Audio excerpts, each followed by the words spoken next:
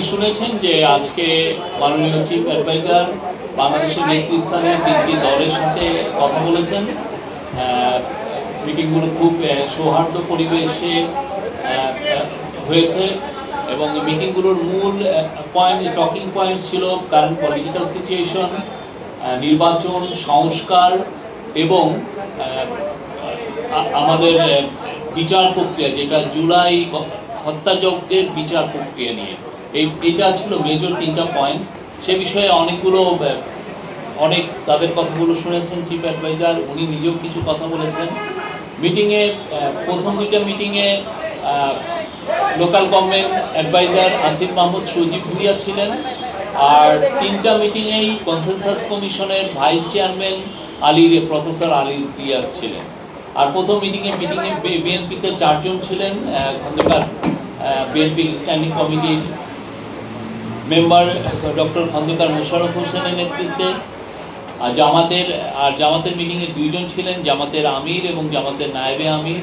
জামাতের আমির ডক্টর শফিকুর রহমানের নেতৃত্বে, এবং এনসিপির 4 জন ছিলেন, এবং এনসিপির একমাত্র দল যেখানে একজন মহিলা প্রতিনিধি ছিলেন। এনসিপিকে নেতৃত্ব দিয়েছেন নাহিদ ইসলাম।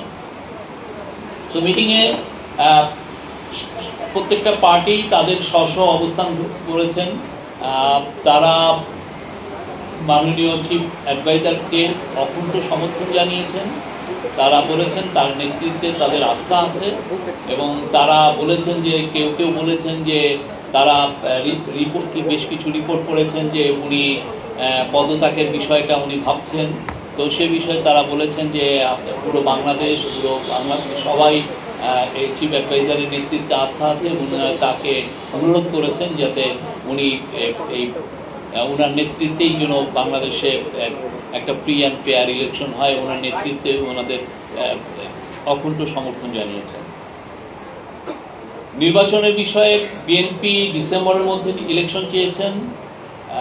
জামাত বলেছেন যে তারা ইলেকশন চেয়েছেন, তারা মনে করেন যে রিফর্ম প্রক্রিয়া ডিসেম্বরের মধ্যে লেগে যাবে রিফর্ম প্রক্রিয়া শেষ করতে।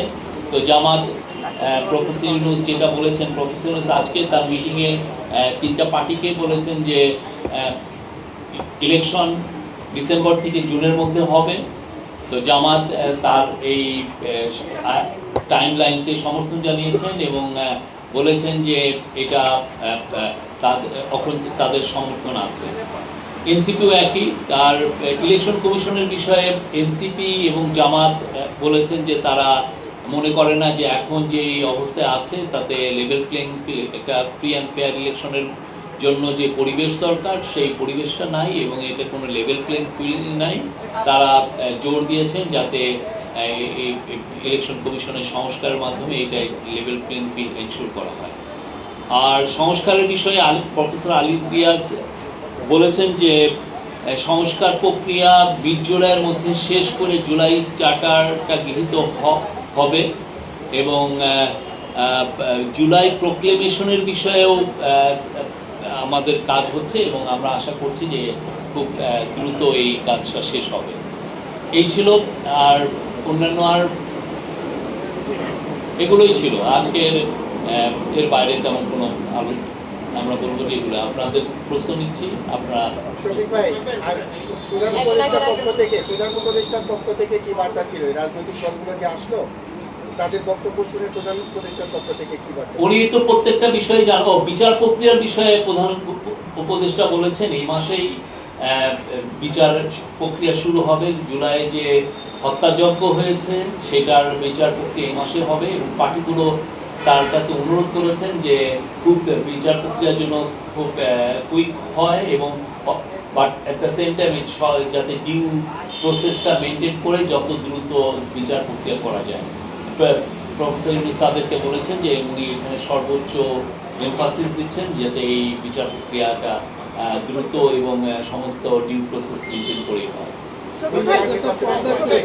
যে পরিস্থিতিতে আজকের বৈঠকটা হয়েছে, গত 2 দিন ধরে আজকের বৈঠকে কি সংকট কাটবে বলে মনে হচ্ছে, নাকি আগের জায়গায় রয়ে গেছে?